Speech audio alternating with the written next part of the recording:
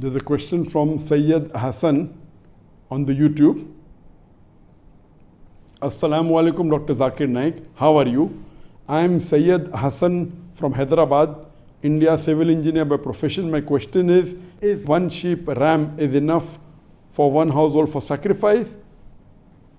The question is that is one ram or one sheep or one goat sufficient for sacrifice for one family? Is permitted.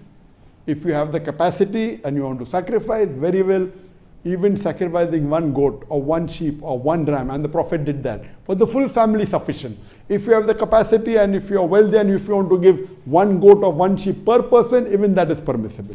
Or you can take a cow and that can take care of 7 people in the household. But the basic question is, yes, one goat or one sheep on Eid al-Adha, the 10th of Zilhijjah, or the 3 days following that, Ayyam al-Tashriq.